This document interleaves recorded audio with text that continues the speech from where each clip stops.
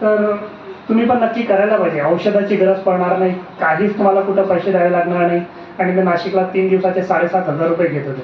इथं तर म्हणजे निशुल्क सारखंच आहे, कारण की तेवढे तर आपण कुठंतरी समोसे कचोरी एका वेळेस धाब्यावर गेलं तेवढे पैसे आपले तसेच खर्च होतात.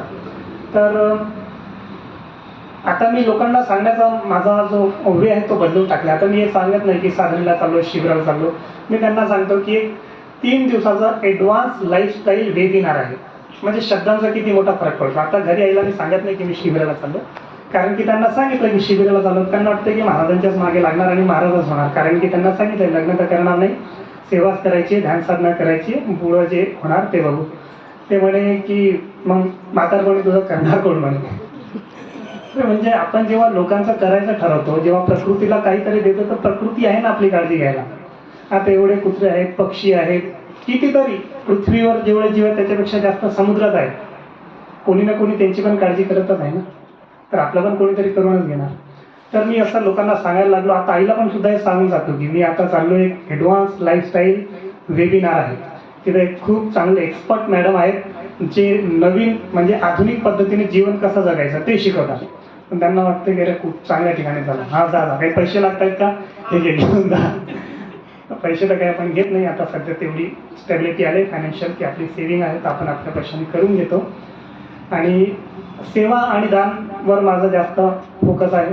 काही खूप श्रीमंत नसल्यामुळे माझ्याकडून जेवढं शक्य आहे तेवढं मी आजूबाजूच्या लोकांपर्यंत पुरवत असतो. ध्यानावर खूप जास्त फोकस आहे. जेवढं शक्य झालं तेवढं शांत बसतो, प्रकृतीचा धन्यवाद म्हणत असतो.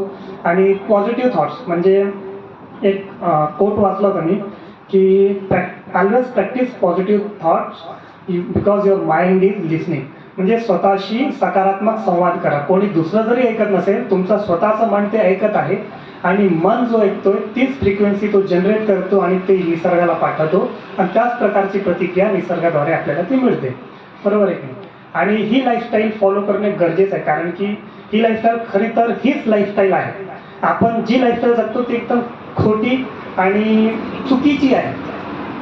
अमिताभ बच्चन सारखा, अक्षय कुमार सारखा जेवढे सक्सेसफुल सुपरस्टार आहेत त्यांनी पर्सनल गाईड करणारे ट्रेनर लावलेले आहेत. ते त्यांच्या पद्धतीनेच अंबानी सारखा अंबानी सुद्धा फॉलो करतो. आता आनंद अंबानी त्याचा मुलगा द्वारकाधीशला 150 किलोमीटरची 7 दिवसात यात्रा करून गेला. तो सुद्धा उपवास करून गेलाय. लोकांना त्यांनी हेही सांगितलं की आम्ही उपवास केलाय.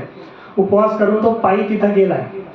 आणि रस्त्यात चालता चालता त्यांना एक ते पोल्ट्री फार्मवाल्यांची गाडी असते ना, जे कोंबडी नेत होते, तशा कितीतरी 300-400 कोंबडींना सुद्धा त्यांनी तिथं जीवनदान दिलं. त्या गाडी थांबवली, त्याला म्हटलं त्याच्या माणसाला की याचे जेवढे पैसे होत असतील याला पैसे दे, आणि जेवढ्या ह्या कोंबड्या आहेत त्याला आपला एक वनतारा म्हणून त्यांनी जामनगरला खूप मोठं प्रोजेक्ट 3,500 एकरमध्ये उभारला आहे. तिथं लाखो प्राणी त्यांनी दत्तक घेतलाय. त्या प्राण्यांची तो सेवा करतो.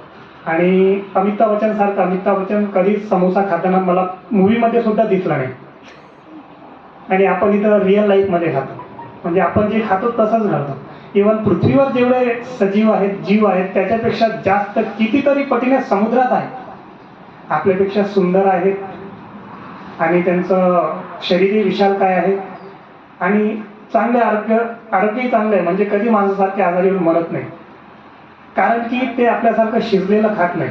तिथं कुठं गॅस, तिथं सूर्यप्रकाश सुद्धा कमी जातो. आपल्याला फळांना सुद्धा सूर्यप्रकाश ती अग्नी लागलेली असते, तिथं तो सूर्यप्रकाश सुद्धा पाहिजे तसा मिळत नाही.